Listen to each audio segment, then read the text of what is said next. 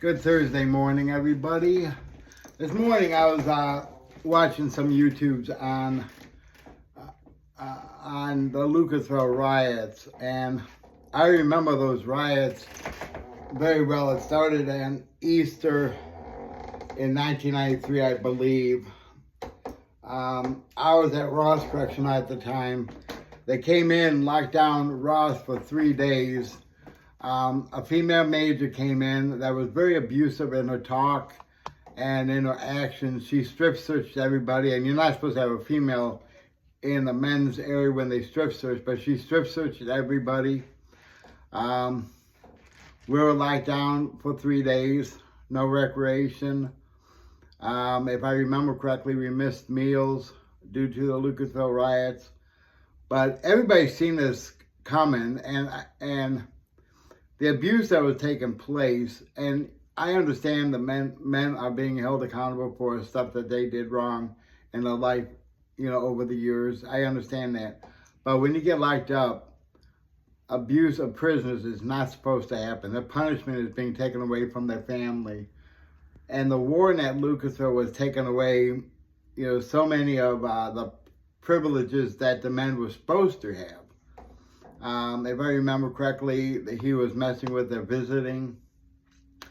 And it was Warden Tate at the time, I believe his name was.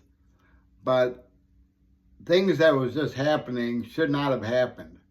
Now, like I said, I don't support any type of riots or any type of killings or anything of that nature, so don't get me wrong. But I understood where the men were coming from. They were tired of the abuse that was taking place, being tired of being disrespected, talked down as if they were nothing. I remember George Voinovich, who was the governor at the time, landed in the middle of a Lucasville yard in a helicopter. They were working on it for, I don't know, but it was 10, 14 days, trying to calm it down. Everything the state promised the prisoners, the state did not keep one of their words. They took everything back. There's 5 men on death row, and I'm not so sure that they were actually the guilty ones. And I don't think there was enough evidence to prove. The reason they were convicted was because they were higher ups in different gangs, the ABs, I forget what all the groups were. There was black racist groups and white racist groups that was involved in this. But when it came to the riot, it was the groups worked together because they were tired of the abuse that took place. And I'd like to really see our prison system change where people are treated fair and with respect and have a chance for release by rehabilitation.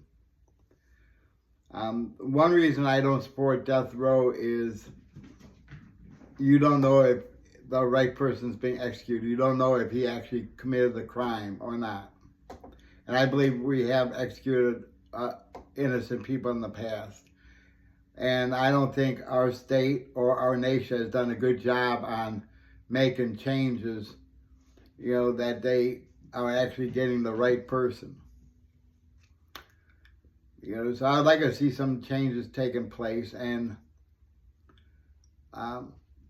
until we get people in Columbus here that are willing to make some changes. I remember myself and Candace meeting with Michelle Reynolds, who's a state senator in Columbus, about parole reform. We wanted to see people having a fair chance for parole, and get the programming they need. But she was afraid to introduce anything because of school shootings, which has nothing to do with the guys that's locked up in Ohio. You can't use one thing against another. And that's a problem that we face in Ohio, and it's not just Republican, it's Democrat as well. We didn't get any help from the Democratic side whatsoever. And if we want to cut down on the violence in these systems, the guys got to be treated fair. And most of them do deserve to come home someday. There's one woman on death row, and I think there's like 100, I don't know if it's 148 or something like that on the men's side. And they have not executed anybody in, I don't know if it's 5 or 6 years, maybe a little bit longer now. I think the last one was 2017, if I remember correctly. And I would like to see Ohio stop the executions, and, find a better way to handle people that have committed um, hideous cases. I mean, you tell one side they can't go out and kill, but then you go out there and kill them. That's just contradicting what you say. I just wanted to bring this to thought since I watched that video of Lucasville riots. Like I said, I did not support what went on. I don't support the CO that was killed. I don't support the prisoners that was killed there. But I understood where the men were coming from, because they had no hope of anything at that moment. And everything the state, like I said, promised the men they would do, such as visiting. I forget, there was like 4 things that they asked for. One was better visiting. The state took back and did not keep their word.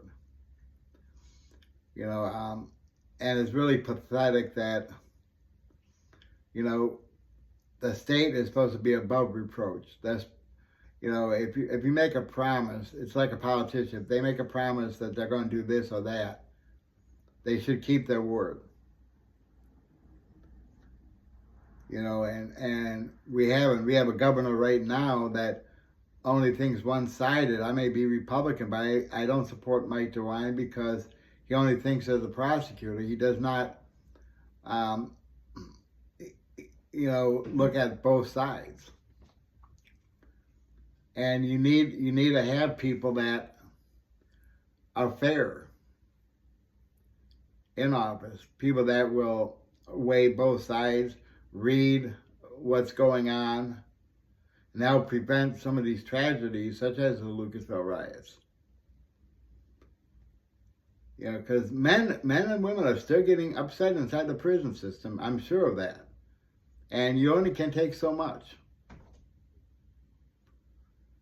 So let's remind ourselves to pray for those who are incarcerated, the staff members, that they treat the people fair and that they're protected.